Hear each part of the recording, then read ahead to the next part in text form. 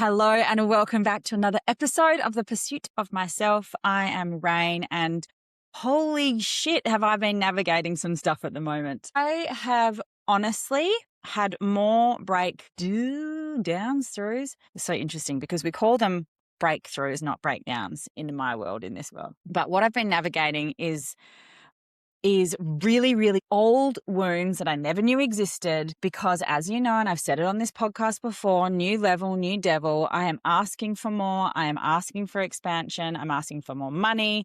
I'm asking for more, growing in my visibility. I'm asking to be seen. And the universe is like, bang, bang, bang, bang, bang. Really, are you ready? A couple of things have come of that. One, I have finally done a full day workshop, a full identity upgrade workshop. We're bringing this online so I can go nationwide. And the reason that I'm doing that is to really start expanding my visibility and expanding my teachings, reaching more people, really asking God and the universe to open up to the possibility of me really taking this global. And so since then, what has been going on behind the scenes is a lot of technical stuff, more self-doubt. Maybe I put a post up and I only get one ticket sold. And all of it is testing my nervous system and my ability to handle this next level of visibility. Because when we are asking for more, we need to increase our capacity to actually hold it, because being seen by more people means being trolled by more people, means being critiqued by more people, means holding space for more clients that have deeper and bigger issues. And all of this is what I am deeply desiring, but I'm trusting that the initiations that I'm going through at the moment are so that I can be available for this next level. Because as we know, everything that I've done and everything you've done up until now has got you to where you are. But when we need to expand, when we want to grow, we need to get uncomfortable, because that's the life saying, growth doesn't happen in comfort zones. Ladies and gentlemen, it just does not. So I would love you to check yourself on that. Are you asking for more? Are you asking for more money? Well, that's my next story. Are you asking for bigger things in your life? Because if you are, you have to commit to going, okay, there are going to be lessons and things that I need to be learning right now so that I can actually have that thing that I want. Are you ready to do it? Are you ready to get uncomfortable? Are you ready to face that fear? That's my question to you. The other thing that I'm doing is a 7-day money challenge. So if you are wanting to join my 1-day workshop, I would absolutely love it. I've made this so successful, accessible to everyone. It is $47 a ticket. We are on the 1st of May. We are going online. We are meeting at 9:00 online, and we are having a full dynamic day together. We are going to, God, rip apart sounds so nasty, but if anyone has been coached by me, you know this is how I work. We are going to break through your blocks, your numbness. We're going to break through your procrastination. And by 2 p.m., you are going to leave a different woman. You are going to leave a different person. You are going to leave with this knowing that you are here for more, knowing how to make more money, knowing how to deepen that connection with your relationship, knowing how to get clarity and actually take action in the direction that you're wanting to go. It is dynamic. I'm going to put the link in the show notes below. Come live, commit to a day, and let me work with you to get you to where you are wanting to go. Huge dynamic. Yeah. All right. So anyway, now that you've clicked that link and you've bought that ticket, let's get into today's episode. You are going to love this episode. Let's go.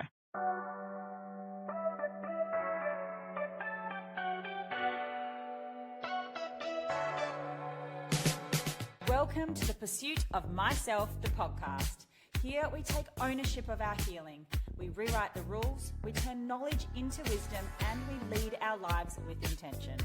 I'm your host, Rayne, and it's my mission to empower you to get back into the driver's seat of your life. There is a specific kind of stuck that happens after 40. It's not the same as being lost in your 20s or in your dirty 30s. Is that even a thing? It's heavier than that, because by now in your 40s, you've either done the work or you feel so trapped in your situation that you avoid it like the plague. Maybe you've read the books, maybe you've had the therapy, maybe you've even rebuilt, but you're still not fully moving. Or if you feel that trapped, like I know a couple of my friends do, you don't move at all. And it's not that there is anything wrong with you, but this is really something I want to talk to you about today. Now, a lot of the things that I hear about in your 40s, and even doing some research about this podcast, it's like starting over in your 40s and new life and new me. And it's all about fitness and health and diet and peptides and like single mum. Yeah, power, you can do it. But I still think that the language and the messaging around this is wrong. Because starting over implies that you have lost something. Starting over implies that, you were wrong for so many years, that you've gone backwards, that you've wasted time. But the decade you spent either in a marriage that ended or the years trying to rebuild that version of you that you're like, I've lost this version of me. When you have to dismantle who you are or who you have become to find what is underneath, like none of that was actually wasted. I want you to start looking at as the data or the education, because you are not starting over. You are not going back. You are not reminding yourself who you were, right? You are starting, but we're starting from 40. You're starting from 40 with everything that you've survived. You're starting with all your life experience. You're starting from all the knowledge, all the data. And it's a completely different thing to actually starting from nothing, right? When you met the man or when you started the business, right? That is actually starting from nothing. But the problem is that most women don't actually see it this way. What they see is the gap between where they are and where they thought they would be by now. And that gap feels like the failure. When we are so attached to the story that we told ourselves of the way that life should be, could be, where we ought to be, and we're not in that place, it can be really difficult to look at, really difficult to actually look yourself in the mirror and go, I'm not happy. Or look yourself in the mirror and go, I did not choose this, or I'm not where I thought I would be. But it's actually not failure. It's just where you are. Because remember, wherever you go, there you are. The only thing we have is the present. But when we attach to stories of longing for pasts that never happen or romanticizing about future stories that didn't eventuate, we find ourselves in this shame and guilt and failure cycle instead of actually just being present exactly where you are. And when you do that, when you actually give yourself permission to go, okay, let's check in, where am I? You'll actually realize that you are further along than you think. So here's what nobody talks about honestly. You can do all the healing, you can leave the marriage, you can settle the finances, you can close the chapter and still be unconsciously living in the past, still be unconsciously attached to the story that never happened. Still be unconsciously living possibly for his approval. And not because you want him back, not because you haven't moved on, but because your nervous system spent years orientating around another person. And that doesn't just rewire the moment the papers are signed. It doesn't actually just rewire the moment the finances are done and the divorce is through. It shows up quietly in lots of little subtle ways, in the way that you shrink when you're about to be visible, in the way that you hesitate before you speak your truth publicly, in the way that you feel like your friends are disconnecting from you because no one understands who they are, but you can't quite get the truth of who you are out because you just don't know it yet. It comes out in the way that you walk into a room filled with couples and coupled women and immediately feel like you are less than. And in the way some part of you still checks, consciously or not, what would they think of this? What are they thinking? And this can actually rule our reality and our subconscious mind for so long in the most incredible little subtle ways. I'm working with a woman at the moment who has this most incredible business, but it's time for her to get visible. And it's quite often that when I'm coaching my clients, I'm looking at myself in the mirror and making sure that I'm following all the steps and my own frameworks in my own life, because that's what embodiment is about. But when we really dug deep into why she struggles to show up, there's this part of her that is actually loyal to the fact that she is going to be judged and talked about behind her back by her ex. What would he think of this? What would his family think of this? And the subtle ways that rules might not be you actually know it, but it will be in the procrastination. It will be in the perfectionism before posting. It will be in the second guessing your current second guessing your ability to lead. It will be in these subtle ways, but it will be affecting the bigger picture of your life, and it will be keeping you small. And we sit and we circle. Why am I procrastinating? Why isn't my business where I am? Why haven't I met someone? Why can't I have that conversation? When we don't look at the root cause of why our behavior is the way it is, when we don't look at the emotion behind the behavior, we stay stuck. And I find a lot of women in their 40s are circling this stuck cycle. And we can look consciously of fear of failure and self-sabotage. But when we actually are deadly honest with ourselves, it's like, what attachment, what emotional root do I still have to my past that I'm allowing to leak into my present that tells me how I can and cannot live in this very moment? And this is why we have so many women that say they wake up and they're like, oh my God, suddenly I don't give a shit what people think. And suddenly, like they call it menopause, and they go into these different phases of life. And all of that is so beautiful and inspiring. But what I want to encourage here is the conversations around now, of being present, because we see a lot of the celebration of life after 40 and this is what we can do and create, but it is so rooted in the blow up your life so that you can have this what you want, rather than let's start getting in touch with who you authentically are, where your rooted emotions are leading you in your life, and how we can heal that in the present so that you can be really authentic and aligned in the way that you move forward. The procrastination and the second guessing is not weakness. It is not when you circle your life and think, how the fuck did I get here? It's not failure. It is actually your nervous system doing exactly what it was trained to do. Your nervous system doesn't want to experience any new things. It wants you to experience the same things over and over again because that's how it keeps you safe. So if you can imagine, you spent all these years being told how to show up, possibly, what to wear, some of my clients, what you're allowed to do, how much money you're allowed to spend, what type of business, what type of mother, how you service the other family.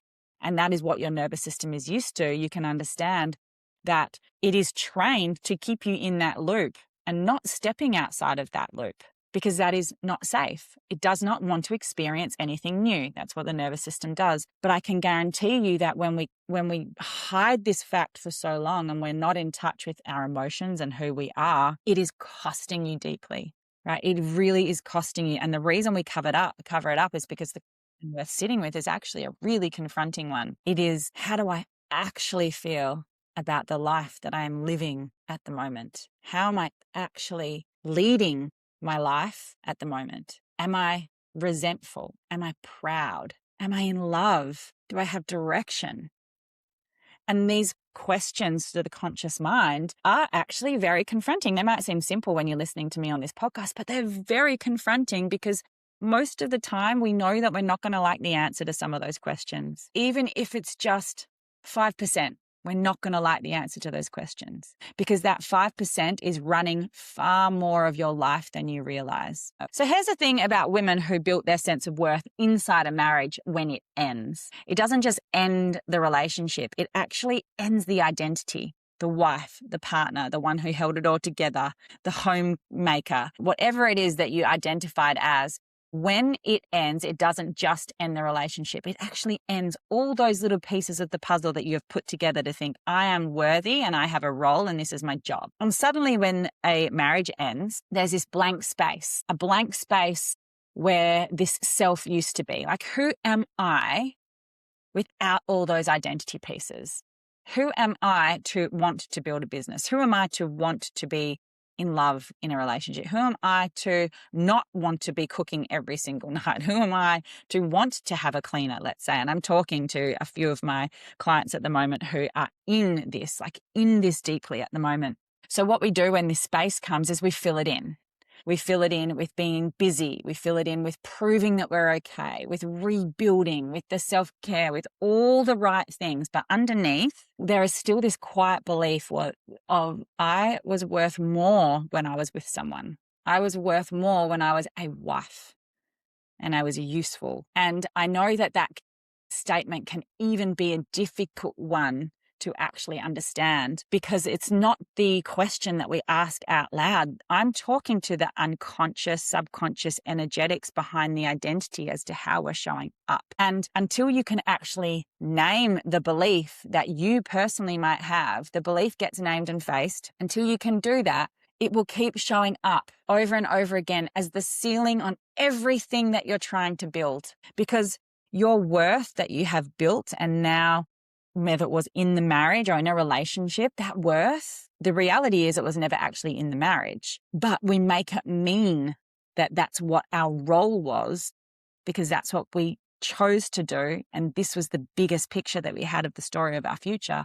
But it was never actually in the marriage. It was never in the title or the partnership or the image of the family that you thought you would have. That was never where your worth lived. But nobody teaches us that. And so often we have to learn this the hard way. And most of us are still learning it, because that gap that we sit in when things end and we have to start again, or we start new beginnings, or we realize we've been ignoring our emotions for so long, is one of the hardest, most confronting realizations that you can come to. So we avoid actually having that conversation with ourselves. And so we sit in the gap. We sit in this, I don't know who I am. I don't know what I want. We avoid rocking the boat. We want to prove that we're okay to everyone. We want to prove people wrong. Perhaps we're embarrassed. We're holding lots of shame and guilt, and we sit in the gap. We sit in this identity gap of the worth that we thought we had, who we actually want to be that we don't know. But the present moment is actually where you'll find all the answers. The present moment of checking in with your body, your emotions, and your nervous system every single day is where you'll find the answers. But we do have to walk through that fire first before we get to that other side. And I know that this was a lot of my journey, and still is to this day. A lot of this journey of who was I? I had that mask on. I was the superwoman. I could do everything. I held this identity. I raised the kids.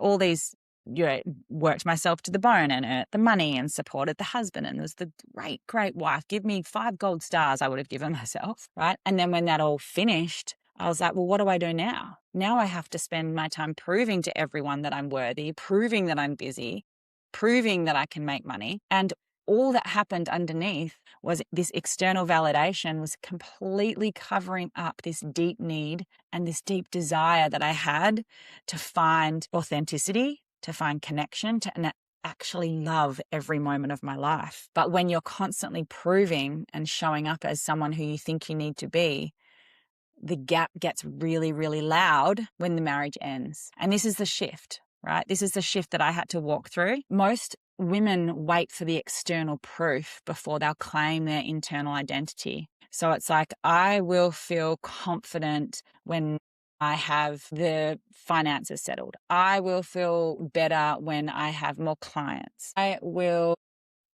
fill in the blank. Single mom was like, when I can take my kids on a holiday. I will feel worthy when I'm earning enough. I feel like myself again when I meet someone, when I can prove and know what it's actually like to feel happy and be in love. It's like when. I will do it when. I will feel it when. But it actually works the other way. It works in the way of you have to actually become her before the evidence arrives. You have to become the woman that can hold the new relationship. You have to become the woman who can show up in her business and hold the clients. You have to become the woman or the single mum that can be the mum, and if you're desiring to do all the drop-offs and make the money, you have to become her before that evidence arrives. You have to decide who she is and how she moves. What does she do with her mornings? How does she respond when things get hard? Because when we are living from a depleted state of worry and scarcity and feeling like someone's going to find you out and judgment and hustle, you stay in these I am not enough loops over and over again. You delay starting the business. You push for external validation through money, through sex, through going out, whatever that is. And nothing actually changes until you stop and take that deep breath. And it's like, who do I need to be now? How does that woman respond? And then living from that now, before anyone else can see it yet, with no evidence, not yet fully healed, still working through the shit, still with the self-doubt, but working through it, not waiting till that fully arrived version of you is banging down the door. Because the honest thing that I feel so many women are stuck in this loop of, it's not even scarcity, but it's like, I'll do it when, or I don't have enough now, or staying in that victim mode because that's where we get our validation. The moment you actually step out of that and start moving from the new identity, the version of you that already has those things that you desire, the healing version of you, your external world starts to respond. It's basic energetics. Your external world will start to respond to the version of you that's showing up.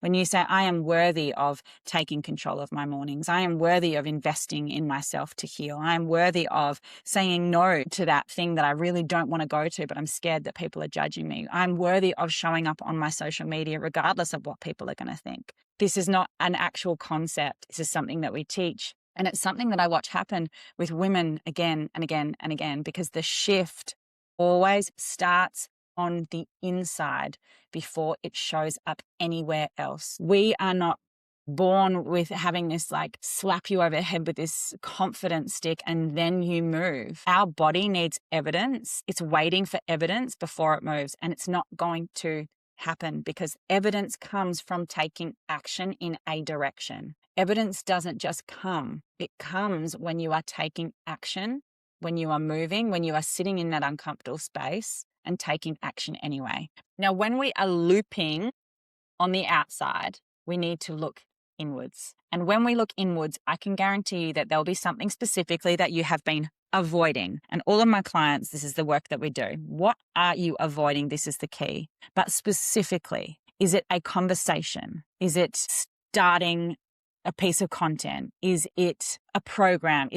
Are you avoiding setting a boundary? Are you avoiding an honest answer? Are you avoiding a conversation? What are you specifically avoiding in your life? Because that will be the key to where you are allowing your life to control you, and you are reactive instead of you leading your life. And the story around why, possibly it's like not the right time, why you need to be more ready, why you need to be in a place first. This story, the one that keeps you looping, is the avoidance, is the fear. Because that is the nervous system doing its job of keeping you where it thinks you need to be safe. So when you can start identifying that thing, that action that actually scares you, the thing that you've been avoiding, that is where we start to break open the pieces of the action that you can take to start building the evidence around creating the confidence to step into this life. Because the nervous system, as I said, it wants to keep you in your safety loop, and it's doing its job. So you can pat it on the back and say, thank you, nervous system. I get you keeping me safe. But here is what I know to be true. When we are in that loop, what it likes to do is it likes to catastrophize before the move is always made. The move and the catastrophe of what could happen is always going to be worse than the reality of actually making the change or doing it. I have spoken to so many of my clients where we identify the one thing, we find the courage to actually do that one thing, and then I'm like, okay, how do you feel? It was actually received really well. Okay, good. Oh, how did you go when you went live on Instagram? Oh, it was actually really fun. This is great. Did you have that conversation and say, no, that doesn't suit me? How did it feel? Oh God, it was hard, but I'm so glad I did it. This is how we create evidence, because women actually invent, not women and men too. So I don't want to be sexist here, but we invent disasters. We catastrophize. We invent them so that we stop and don't do that thing that we actually need to do, so that we sit in avoidance. But the actual outcome is always, always more connection and more authenticity with that thing that you're wanting to create. And I don't think I can recall any time a client's gone, that was the worst thing I did. I'm never doing it again. I'm going to touch some wood here because I really honestly cannot recall that ever. When you do some exhaling and some presence with the moment, with the thing you're avoiding, and you really put it on the table, I'll say 9 times out of 10, because 10 out of 10 could seem like I'm lying a little bit. But when you actually face that thing, that move that you keep avoiding making, that is how you feel. And that move you keep not making is probably your next level. And not because it's a perfect move or a polished move, but because it's a true move. And a true move creates that momentum and the evidence that no amount of planning, perfection, or preparing will ever make for you. There's pure guts, determination, facing off with yourself in a very small or very big way. But that move, that is, again, 9 times out of 10, most likely your next level. And until we can actually face off with ourselves and understand why we are living the lives that we're living, what we actually want for our future, and hold ourselves with so much love and compassion with where we are in this present moment, you will continuously be dancing around your life, avoiding anything that might feel uncomfortable because we don't feel like we have the evidence to face off with ourselves and to admit that we're ready for our next level. The lie here is that we have to feel fully healed. The lie is that everything has to be perfect. The lie is that we have to know what the big picture is. The lie is that we have to, the lie is that we have to be able to navigate everyone else's feelings before our own. These are all lies. You have to become the most important project in your life, because when we use other people and circumstances and bits of our reality as an excuse to stay where we are, you are not doing anyone any favors. You're not helping yourself. You're not helping those around you. And we all know about the ripple effect, the drop in the ocean that reaches far beyond what our conscious mind can even fathom. I mean, you walk into a cafe and your heart has an electromagnetic field that reaches beyond your wingspan. Every time you walk somewhere, you are interacting with other people's energy. You must be the most important project in your life. You don't need to be fully healed to begin. You need to have your worth completely sorted or have stopped caring what anyone thinks. You don't need to destroy your life to do this. You don't need to have closed every old chapter before the next one begins. You just need to be willing to take the next honest, authentic move while all of this is still in progress. Because that is actually what courage really is. That's actually what courage is after 40. It is not the absence of fear or doubt or the ghost of your perfectionism or your approval seeking. It's the decision to move anyway. It's the decision to look yourself honestly in the mirror and say, where am I at? How do I feel? To let the unfinished, still figuring it out version of you be enough to just start. Because this isn't about going backwards and starting over. This is about bringing online the most authentic, brave version of you that you can actually stand there and be so proud of. You deserve that. You deserve that every single day of the week. And I really hope that you believe that deeply. And this episode gives you the courage to do your own investigation and commit to taking one step, just one, that feels really authentic and aligned for you. Because she is in there. You already have the answers. She always was. So ask yourself, what is the move that you have been waiting to make? Let me know. I'd love to hear. Check in with me on Instagram or anywhere. I'd always love to hear from you. So let's go. What's the next move?